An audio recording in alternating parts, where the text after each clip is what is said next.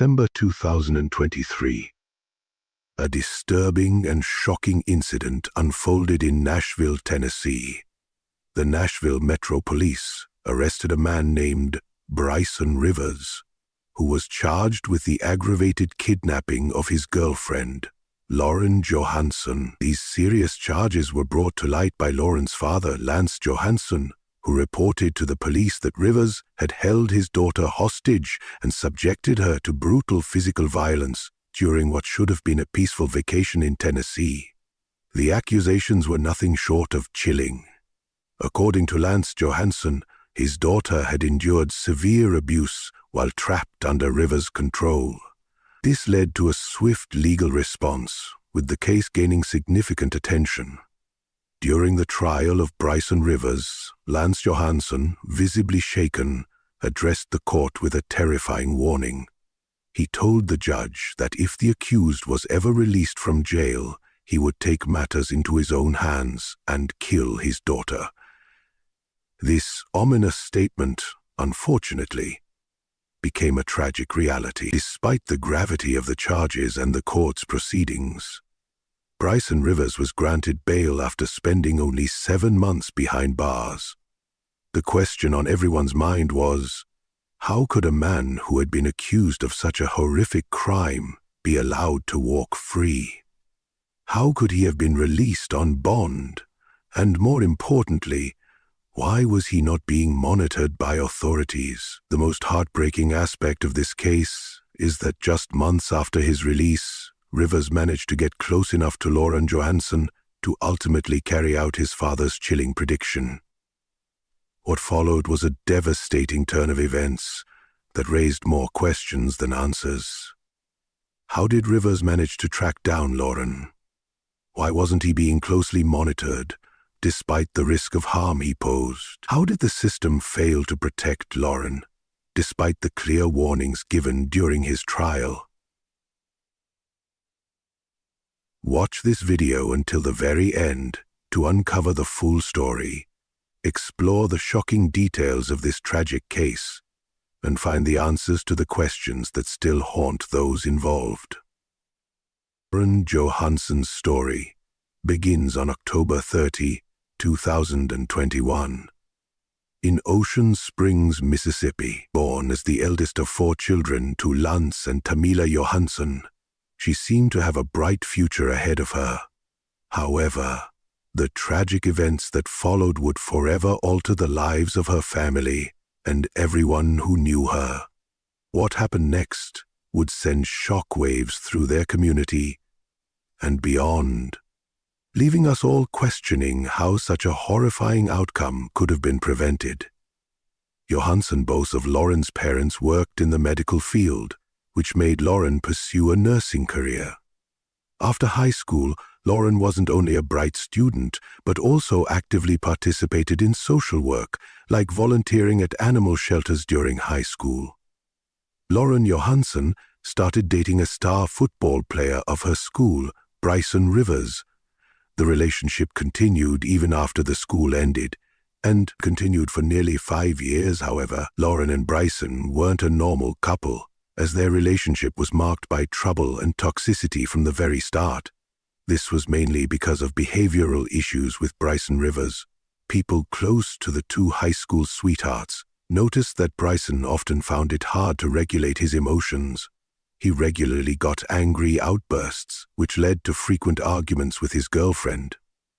Bryson was controlling and possessive and wanted to govern every aspect of Lauren's life. His ideal image of their relationship was that Lauren was completely isolated from her friends and family. But that wasn't it. Ryan blamed Lauren for his emotional instability and gradually made her believe that his emotional state was her responsibility. Lauren was brainwashed by her boyfriend to the extent that she always went back to him regardless of how abusive or toxic their relationship became. After high school, Lauren Johnson went to the University of Southern Mississippi in Hattiesburg to study nursing in 2023. While in college, Lauren met Nick Bell, a 24-year-old Army aviation veteran who was also studying nursing in the same college and lived next door to Lauren. Contrary to Bryson's toxicity, Nick offered Lauren safety and protection. She gradually opened up to Nick about Bryson and his toxic tendencies. Nick later told the media that once after a trip, Lauren asked him to check if the house was safe. Upon searching, Nick found Bryson hiding underneath Lauren's bed. Not only this, Bryson had nailed all the doors shut, so Lauren couldn't leave when she was in. Although Bryson left the house at that time, he didn't stop stalking Lauren and her new boyfriend as time passed. The love between Lauren and Nick grew, and in August 2023, he asked Lauren to marry him while the couple were on vacation in Miami. Lauren seemed to have finally found a partner who valued and truly loved her, but it soon ended. When Bryson Rivers made his way back into her life after getting back together, Lauren and Bryson took a trip to Tennessee in December 2023. During an outing to a local bar, Bryson accused Lauren of having sex with one of the bartenders. Bryson forcefully got Lauren into the car and drove to a deserted parking lot and viciously beat her to the point that she almost lost consciousness. He even choked her and threatened that if she tried to leave the car or call for help, she wasn't going to wake up the next morning. While beating her, Bryson told Lauren that he had scheduled marriage counseling for the couple and was extremely furious that she made out with the bartender, which Lauren continuously denied. He even told Lauren that he was going to kill himself after he was done beating her. When the police arrived in the parking lot, they found a car with fogged windows, with Lauren banging on the passenger side window for help. Bryson had beaten Lauren to the extent that she was completely covered in blood. When one of the officers opened the car door, Lauren's injuries were so serious that she had to be hospitalized for 2 days. Bryson, on the other hand, acted as if nothing had happened at all.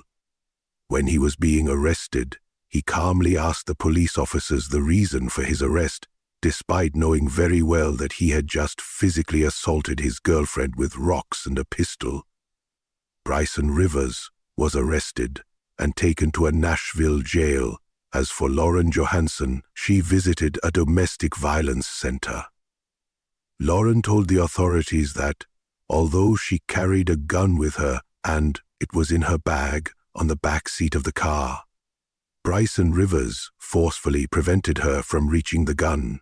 Her official statement also said the car was in the parking lot for nearly an hour, and she blew up the horn every time a vehicle passed in hopes that someone would come to her rescue.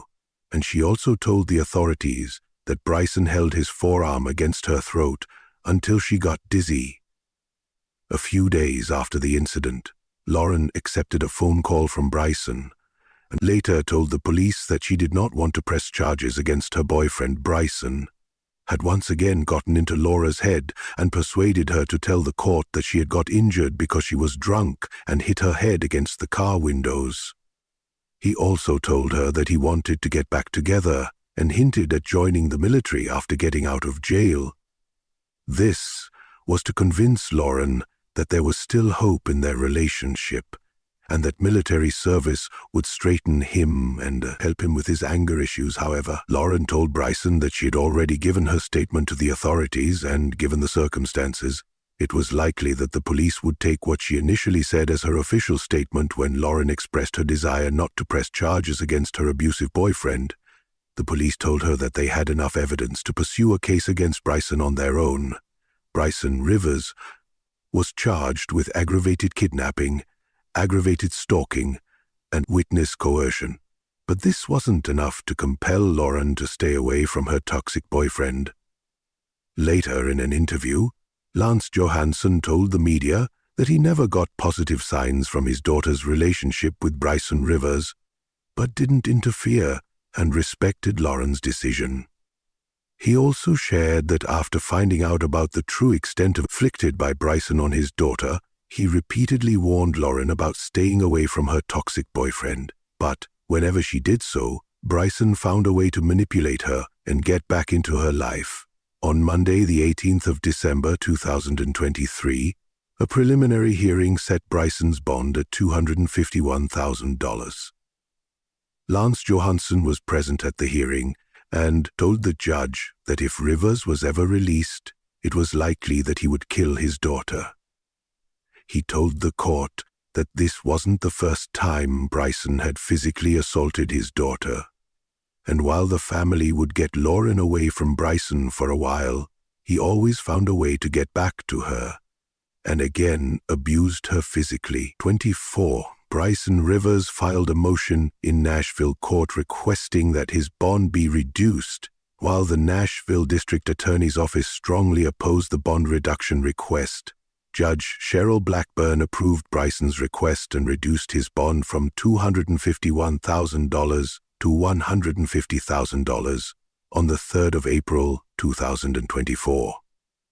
What's even more shocking was that the judge reviewed the 11th hit Rivers December 2023, when Bryson viciously beat Lauren Johansson.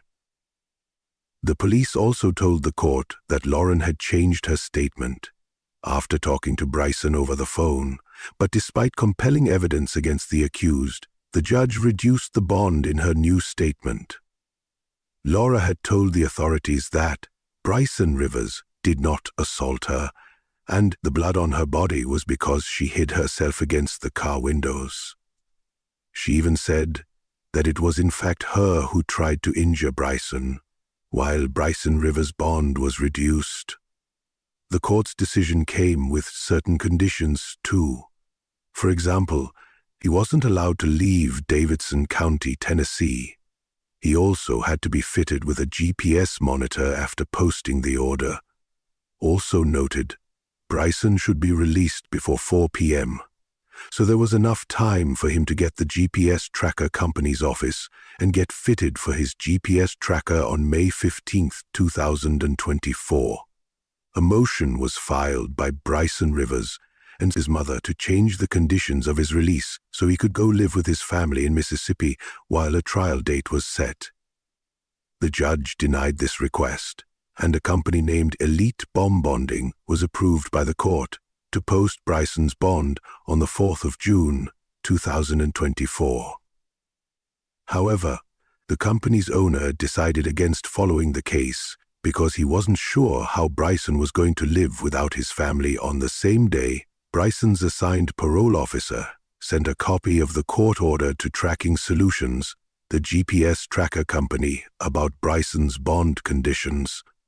Bryson's lawyer requested that an email should be sent to the district attorney's office so that the appropriate address for exclusion could be retrieved. An address was also provided to by Bryson's attorney, where he would be living while waiting for his trial. The court approved two different bond companies, On Time Bail Bonding and Brooks Bail Bonding, to post Bryson's bail. Both these companies were to put up $75,000 each. They were required to come to the court and sign the order concerning Bryson Rivers' bail. The court order was 2 pages long and specified all the bonding conditions, including who will pay how much for the bail. The first page of the order dictated the Tracking Solutions, the GPS monitoring company, would fit the GPS monitor on Bryson Rivers. It was later revealed that the employee of Brooks Bonding, one of the bond companies, was shown only the second page of the court's order, and therefore the company didn't know that Rivers was to be taken to Tracking Solutions to get a GPS monitor fit on him after completing all the legal formalities. Bryson Rivers was released on bond from Maximum Correctional Center on Harding Place on Monday, 24th of June, 2024, despite one of the bail conditions stating that he'd be released before 4:00 p.m. Bryson was released at 4:05 p.m. Not only this, the office of the Davidson County Chief Deputy Criminal Court Clerk, Julius Slow, also made a mistake when it came to sharing information on the conditions of Bryson's release. The bonding company in the bail also wasn't aware of the full release conditions because they weren't handed over by the clerk's office. The clerk would later claim that knowing the bail conditions is the bonding company's responsibility, and a bonding company should always know beforehand what is being signed. The chief deputy criminal court clerk also added that it wasn't the clerk's office responsibility to make the officials from the bond companies read official documents, because people from the bond companies are used to seeing such documents all the time. In Rivers' situation, the accused would normally be released in the custody of a bonding agent. However, because of incomplete information and ineffective communication, Bryson was released from the correctional center on his own. But that wasn't the only mistake the authorities made that day. When a bonding agent finally picked up Bryson Rivers later that day, instead of taking him to Tracking Solutions, the company responsible for fitting a GPS tracker on him, he was taken to the wrong GPS monitoring company. The new monitoring company, Freedom Monitoring Services, was established just 7 days before Bryson Rivers' release and didn't know his full release conditions. This is the reason the company did not know that the court had banned Rivers from traveling outside of Davidson County. But when they became aware of the condition, several days had already passed. And Bryson Rivers had already left Tennessee, while Freedom Monitoring Service did ask Bryson about the location he would be living in Mississippi. They didn't know the address he gave them was in fact Lauren Johansson's. Bryson didn't come back to Tennessee until 5 days later, on June 29, 2004, because he was told by the GPS monitoring company that there was an issue with the GPS monitor, and he immediately needed to report to the company's office in Nashville. However, he didn't stay in Nashville for long and once again disappeared. He had a hearing at Davidson County Courtroom scheduled for the 2nd of July 2024, but he never showed up to the courts. Moreover, the battery on his GPS tracker also started dying by this point, and the GPS monitoring company last tracked him in Beloit, Mississippi, when the Freedom Monitoring Services contacted Bryson Rivers' mother about his whereabouts.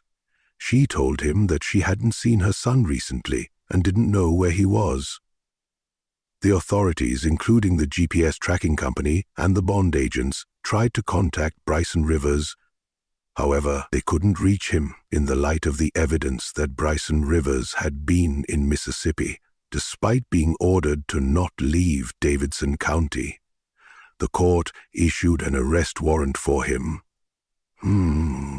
Meanwhile, on June 28, 2024, Lauren's father, Lance Johansson, received a voicemail from the Nashville District Attorney's Office informing him about Bryson Rivers' release and also cautioned him about keeping his daughter safe. This is Bailey calling from the District Attorney's Office in Nashville. Bryson Rivers was released from custody. He was supposed to report straight to the GPS company and be put on GPS monitor. We spoke to her internally, Rivera said. He gave her GPS. I suffered terribly. He was not to leave Davidson County, but as soon as he was released, he did not report to that GPS monitor in company and has not been heard from. I wanted to make sure Lauren is safe. Lance Johansson didn't hear the voicemail until the 1st of July. As soon as he came to know about the situation, he texted his daughter about her well-being. Although he did get a response from Lauren, Lance Johansson later revealed that the contents of the text didn't sound like his daughter, and he accidentally force-bid the rest of the text messages. He apparently revealed that the contents of the text didn't sound like his daughter. Something seemed off.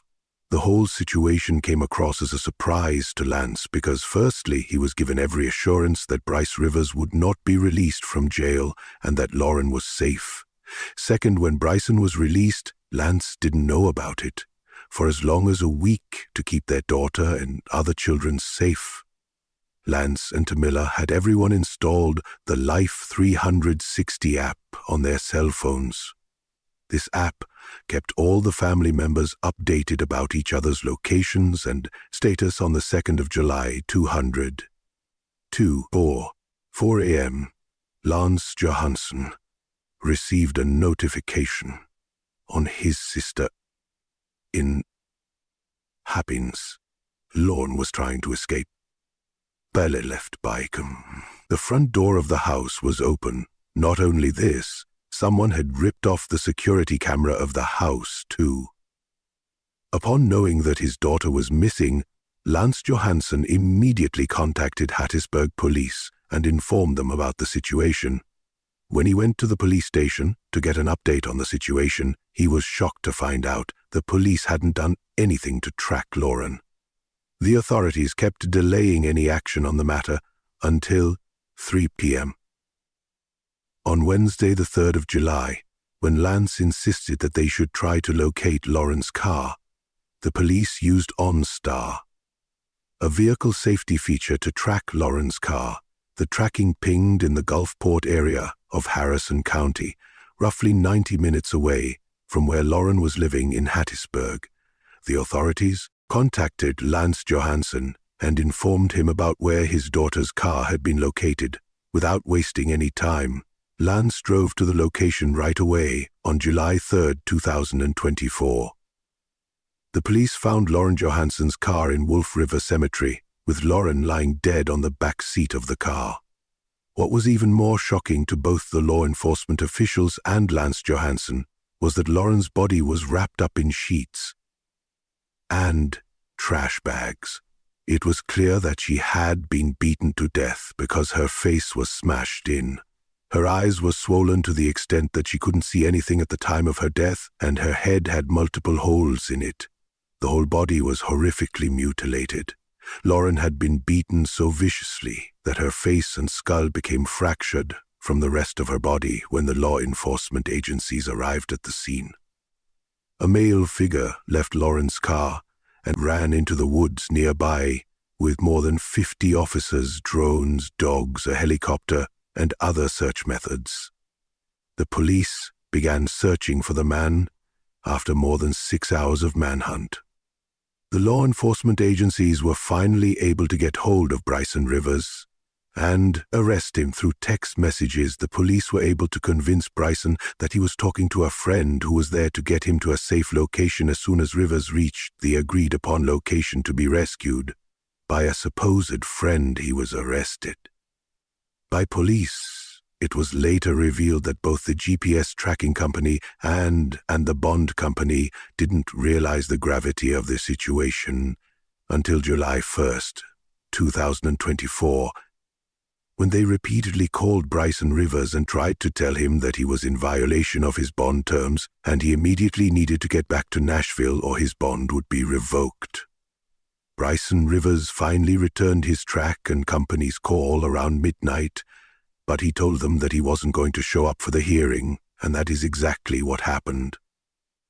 New evidence in the case also revealed that Lauren Johnson was killed by Bryson Rivers in Forest County, and that it's a record possibility that Al-Cree should be preserved today by uploading and studying until a payment has been turned in. Not Harrison County, where she was living at the time of her murder. After finding new evidence in the case and establishing that the crime was committed in Forest County, Bryson Rivers was handed over to the Forest County Police Department.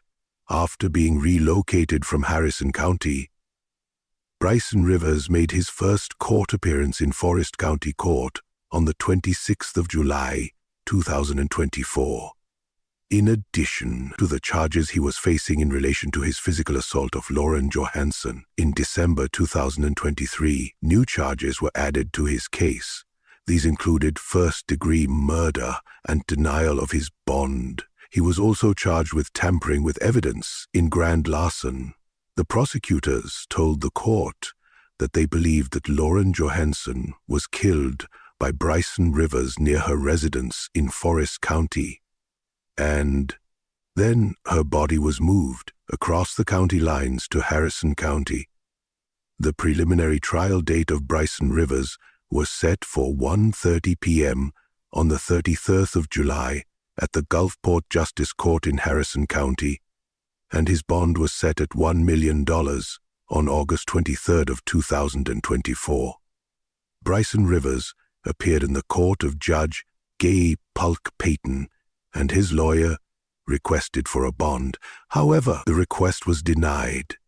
Danielle Benoit, investigator for the Forest County Sheriff's Department, gave an update about the investigation and shared important updates according to Benoit.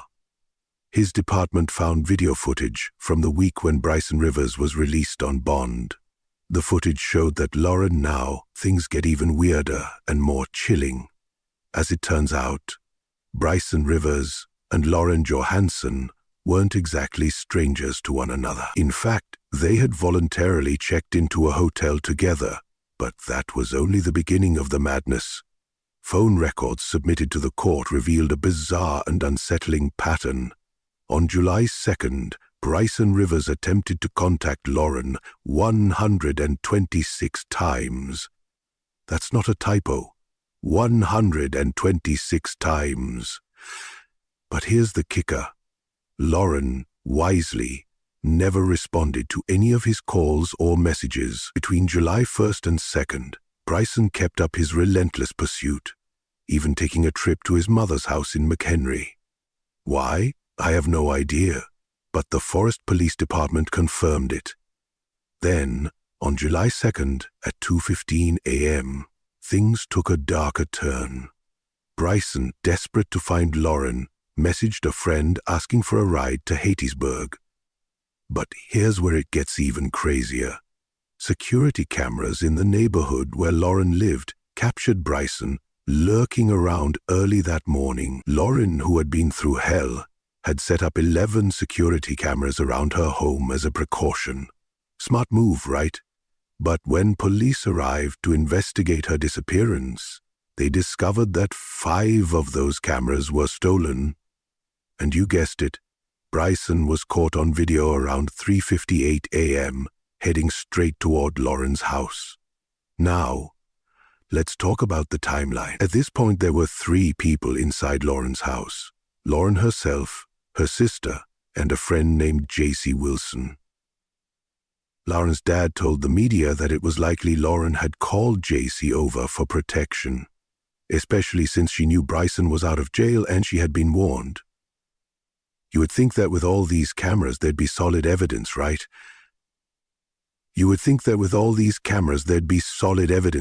Well, security footage shows Bryson Rivers walking around Lauren's house at 5:11 a.m. for a brief moment, before boom, he's running back inside. And get this, when Bryson finally left the house, he wasn't even wearing a shirt. Now, the real kicker comes around 5:51 a.m. when Lauren's car leaves her house. The police were fairly confident that Lauren was still alive at this point. GPS data revealed Bryson driving around Hattiesburg in her car, but get this, he wasn't exactly taking the most direct routes. Several traffic cameras along the way caught him, and guess who was the only person in the car? You got it. Bryson. No sign of Lauren. He first drove downtown, then hit up Chain Park, and then spent 32 minutes at Pedal River Park. What on earth was he doing there? Nobody knows, but the mystery deepens with each passing hour. Fast forward to October 9th, 2024, when a 6-judge panel made a shocking decision. They determined that the bond companies responsible for bailing out Bryson Rivers had made some serious errors. Now, don't get me wrong. The court declared that the bond companies didn't technically break any laws, but it did state that there were multiple cases of negligence by several parties involved. This negligence, it directly contributed to Lauren Johansson's tragic death. So, now Bryson Rivers is in custody, held by the Forest County Police Department, awaiting a grand jury to determine his fate. But the real question remains, how in the world did it get this far? How was a man with such a dark past, someone who had already been charged with kidnapping and violence, allowed to be out on the streets, and why wasn't he being monitored? The answers to these questions may never be fully known, but one thing is clear. The system failed, and it cost Lauren Johansson her life. Stay tuned, because this case is far from over. There are more twists, more shocking details, and more unanswered questions lurking just beneath the surface. Keep your eyes peeled as the story unfolds, and we'll dig deeper into this chilling true crime documentary, 2025.